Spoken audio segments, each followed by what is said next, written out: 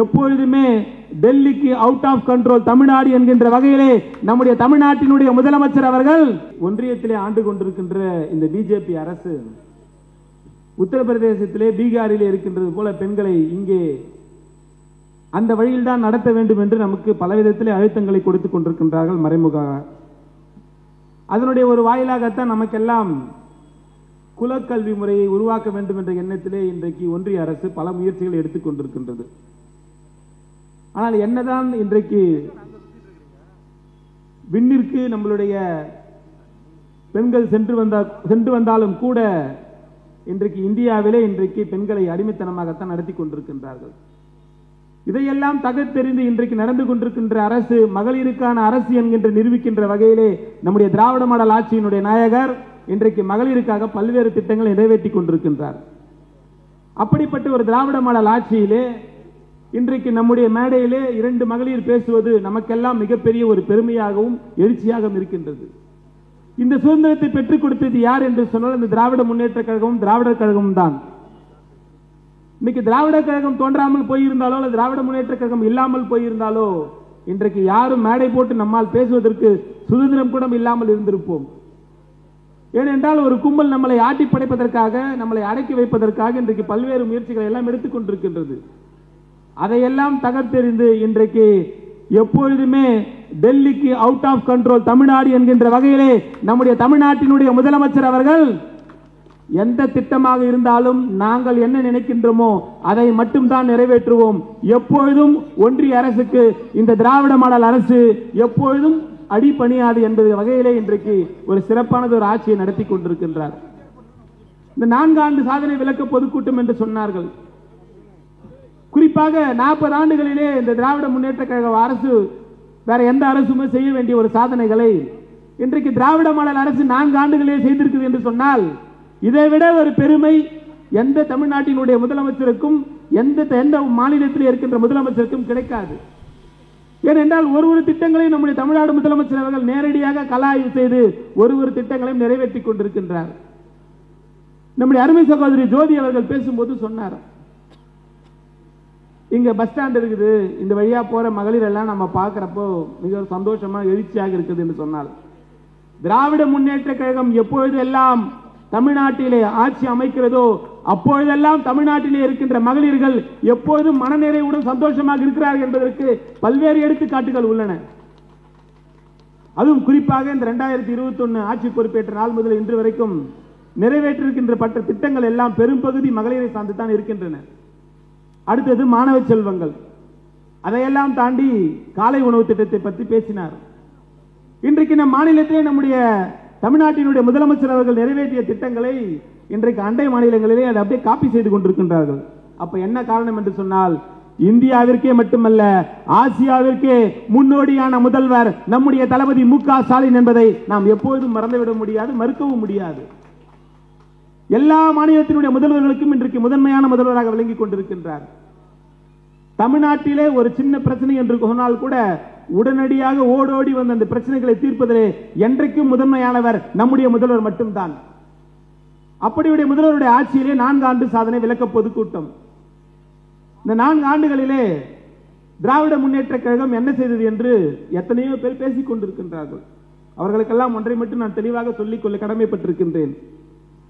திமுக இல்லைனாக்கா இன்னைக்கு மொத்த பேரும் ஒன்றிய அரசிட அடிமையாகத்தான் இருந்திருக்க வேண்டும். இதை பேசுபவர்கள் உட்பட இன்றைக்கு தனித்துவமான தமிழ்நாடு, என்றைக்கும் தமிழ்நாடு யாருக்கும் கட்டுப்படாது, என்றைக்கும் திராவிட மாடல் அரசு இந்த தமிழ்நாட்டிலே தொடர்ந்து இருந்து கொண்டுதான் இருக்கும். இருவர்கள் ஆனாலும் தொடர்ந்து இந்த தமிழ்நாட்டை ஆளப் போவது இந்த திராவிட மாடல் அரசு தான் என்பதிலே எந்த விதமான மாற்று கருத்தும் இல்லை. அதான் சிலர் எல்லாம் பேசும்போது எதிரணியில் இருக்கிறவங்க சொல்றாங்க ஆணவ பேச்சு என்பது. திராவிட முன்னேற்ற கழகத்தினுடைய தொண்டர்களுக்கு எப்பொழுதுமே ஆணவம் என்பது ஒரு துளி கூட கிடையாது. எங்களுக்கு எல்லாம் தெரிந்தது அன்பு, அரவணைப்பு, உண்மை, உழைப்பு. இதை தவிர எங்களுக்கு வேற எதுவும் தெரியாது. எங்களுக்கெல்லாம் எங்க தலைவர் கற்றுக் கொடுத்தது அது மட்டும்தான்.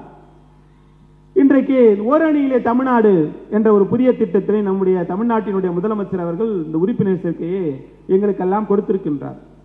இன்றைக்கு காலையிலே கூட நாங்கள் அண்ணா நகர் சட்டமன்ற தொகுதிக்கு நான் சென்றிருந்தேன். அங்கே போகும்போது ஒவ்வொரு இல்லங்களுக்கு நாங்கள் செல்லும் போது இந்த திராவிட மாடல் அரசினுடைய எழுச்சிகளை அங்கே பார்க்கும்போது எங்களுக்கெல்லாம் ஒரு மிகப்பெரிய ஒரு மனநிறைவு ஏற்பட்டது. அந்த மனநிறைவுடைய வெளிப்பாடு என்னவென்று சொன்னால், நான் இங்கே சொன்னது போலத்தான் எல்லோரும் சொல்வது என்ன சொல்றாங்க கேட்டீங்கன்னாக்கா, இனிமேல் தமிழ்நாட்டை நிரந்தரமாக தளபதி மு.க. ஸ்டாலின் தான் முதலமைச்சராக ஆள வேண்டும் என்று சொல்கிறார்கள். ஏதோ மேடை பேச்சுக்காக அலங்காரத்திற்காக நாங்கள் பேசவில்லை.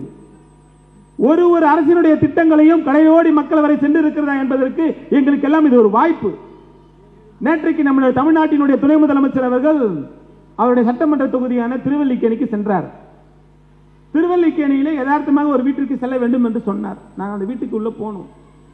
போய் உட்கார்ந்திலிருந்து எழுந்திருக்கிற வரைக்கும் துணை முதல்வர் பேசுறதை தாண்டி அங்கிருந்த ஒரு அம்மாவும் அவருடைய மகனும் ஒரு மருமகளும் பேசுறதை கேட்கிறப்போ இவ்வளோ திட்டங்கள் இந்த மக்கள் பயனடைந்திருக்கிறார்கள் என்பதை உணரும் பொழுது அவர்கள் சொன்னதெல்லாம் ஒன்றே ஒன்றுதான்.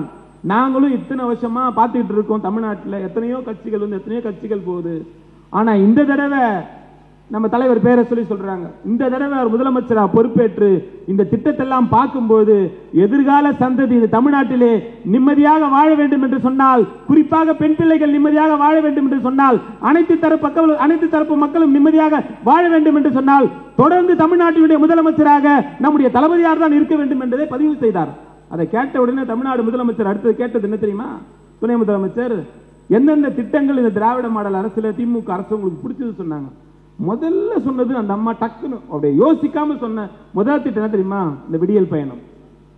நான் எங்க ஒன்னா ஏறுறேன், எங்க ஒன்னா இறங்குறேங்க.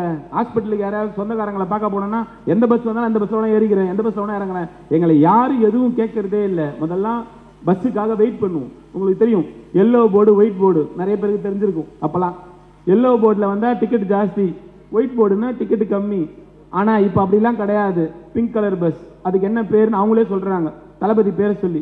தளபதி மு.க. ஸ்டாலின் பஸ் வருதுங்க, அவரோட பஸ்ல தான் நாங்கள் ஏறி போனோம் அப்படின்றாங்க. அப்படி அவர்கள் சொல்லும் போது மிக நிகழ்ச்சியாக இருந்தது. அதை முடிச்சுட்டு 2வது வீட்டுக்கு போகணும்.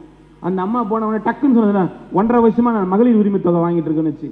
1.5 வருஷமா வாங்குறீங்களான்னு கேட்டார். ஆமான்னு கேட்டார். கரெக்டா வருதா? கரெக்டா வந்துருதுங்க அப்படின்னாரு.